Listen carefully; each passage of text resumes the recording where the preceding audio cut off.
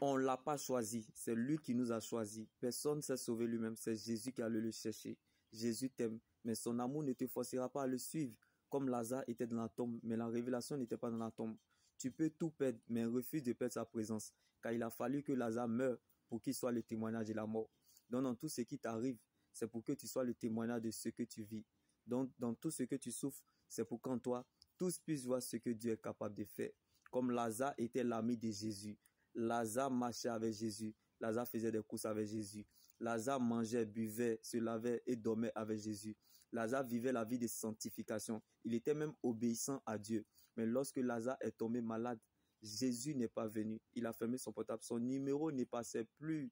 Jésus a bloqué sa puce. Jésus est resté hors ligne, c'est-à-dire en mode avion. Lazare était rempli d'amertume et de frustration. Bien-aimé, l'évangile qu'on t'a prêché, viens à Jésus, tu auras ça, est un mensonge.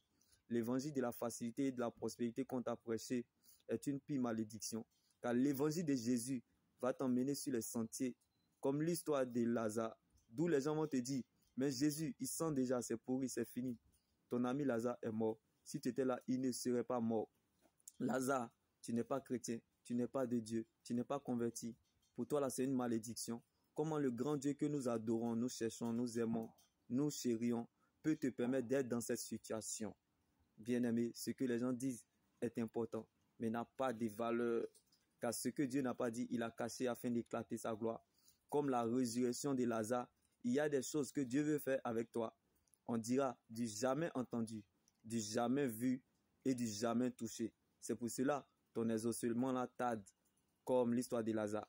Car quand Lazare était malade, bien-aimé, Jésus n'est pas venu. Mais Lazare n'a pas fait de cela son malheur. Il a fallu que Lazare parte en tombeau pour aller le ressusciter. Donc, j'aimerais dire à quelqu'un en ce jour, si Dieu ne t'a pas encore guéri, c'est parce qu'il a prévu ta résurrection, comme Lazare. Alors laisse Dieu gérer ce que tu ne connais pas, car ce que tu ne sais pas est plus grand que toi.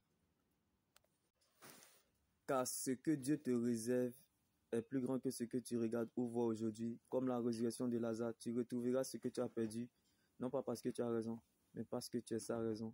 Car celui qui a fait le testament vit encore. Donc ce n'est plus ton combat, car Christ a été ressuscité pour toi. Il y a encore de l'espoir, tant que Jésus vit pour toi.